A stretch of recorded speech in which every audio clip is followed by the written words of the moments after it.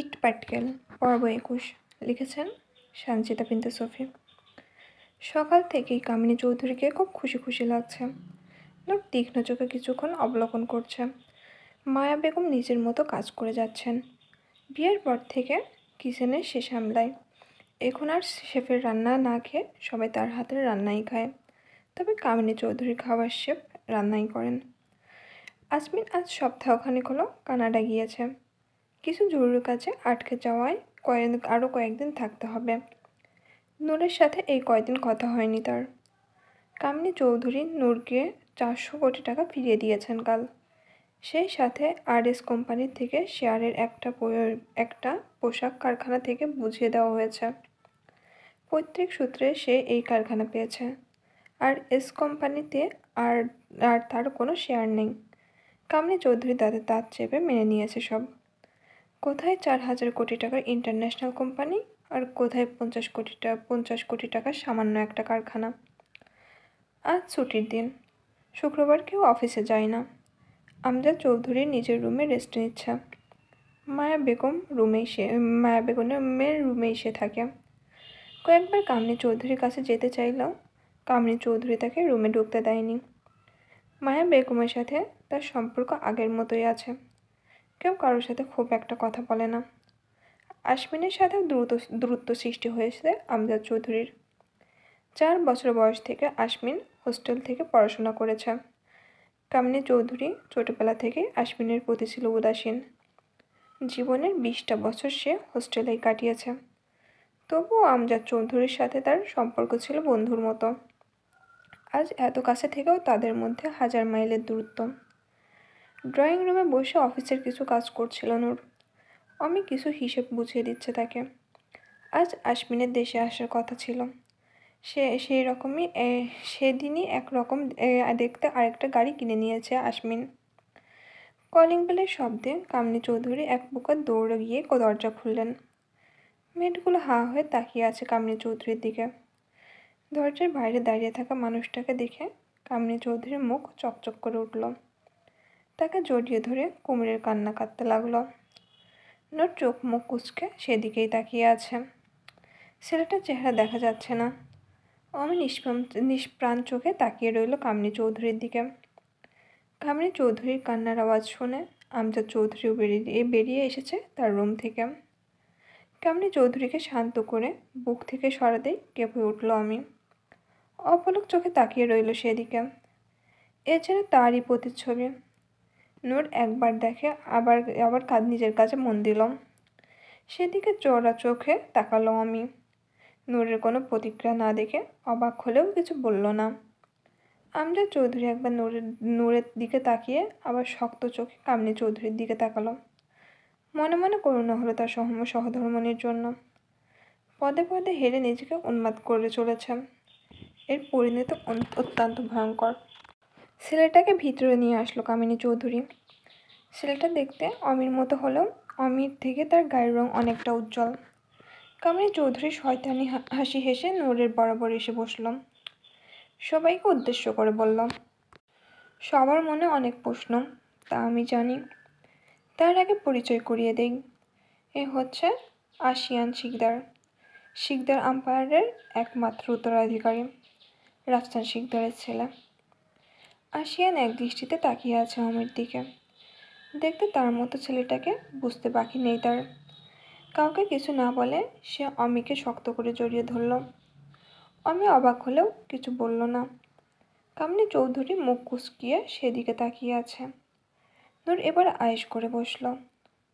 অমি নিজেকে ছাড়িয়ে নিল আশিয়ানের থেকে। চোখের পানি লুকিয়ে শক্ত হয়ে দাঁড়িয়ে রইল। প্রায় 20 জন গার্ডসহ বাড়িতে ঢুকলো আসমিন। সারি সারি লাগেজগুলো রেখে গার্ডগুলো নিজেদের জায়গায় দাঁড়িয়ে পড়ল। আসমিন ক্লান্ত গায়ে এলিয়ে দিল সোফায়। নূরের কাঁধে মাথা রেখে ন্যাকা গলায় বলল, আই মিস ইউ মাই বউ। তোমাকে ছাড়া থাকতেই পারছিলাম না জানো, তাই তাড়াতাড়ি চলে এলাম। নূর ক্লান্ত স্বর ছাড়ল। না, এই লোকের অসহ্য কারবার শেষ হবে আর না। নূর ভালো বউয়ের মতো সংসার করতে পারবে। আসমিনকে কিছু না বলে আশিয়ানের দিকে তাকালো নূর। সে আপাতত কামিনী চৌধুরীর পাশে বসে তীক্ষ্ণ চোখে তাকিয়ে আছে নূর আর আশমিনের দিকে। নূর সেদিকে পাত্তা না দিয়ে গম্ভীর গলায় বলল, আপনার পরিচয়? কামিনী চৌধুরী কর্কশ গলায় বলল, এই মেয়ে, একটু আগে কি বললাম শুনতে পাওনি? না, আমি সবার কথাই কান দেই না।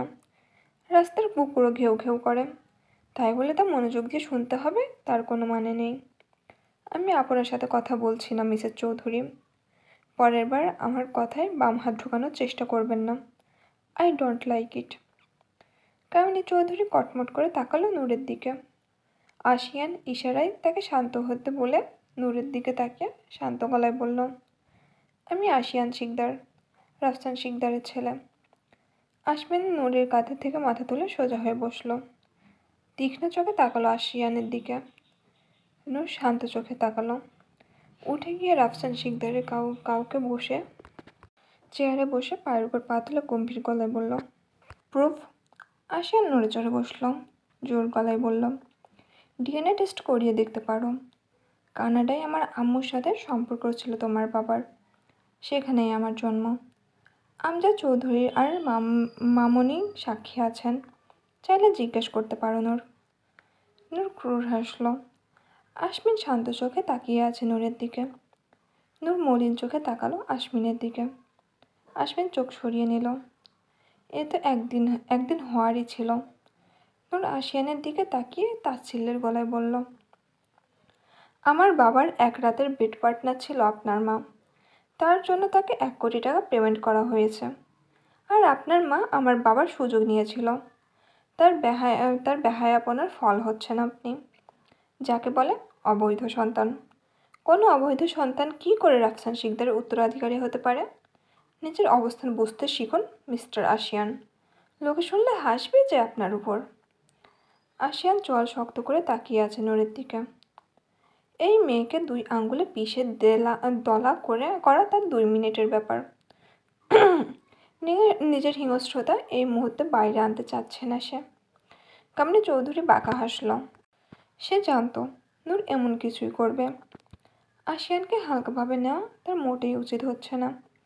দুবাইয়ের নামকরা মাফিয়া সে। শিকদারের এই অর্থ সম্পদ তার হাতের ধুলার মতো, কিন্তু সে শিকদারদের মৃত্যু চায়। তার মায়ের মৃত্যুর বদলা নেওয়ার জন্যই তার এখানে আসা। চাইলে এই মুহূর্তে সবাইকে মেরে ফেলতে পারে সে, কিন্তু এত সহজ মৃত্যু এদের দিবে না আশিয়ান। ইতিহাসের সবচেয়ে ভয়ঙ্কর যন্ত্রণা দিবে এদের। তার কাছে মৃত্যু খুব সামান্য শাস্তি। সত্যিটা জানানোর ছিল, তাই জানালাম। অনেক তো আইশ করলে, এবার না হয় বাবার জারজ সন্তানের সাথে হালকা মোকাবেলা হয়ে যাক।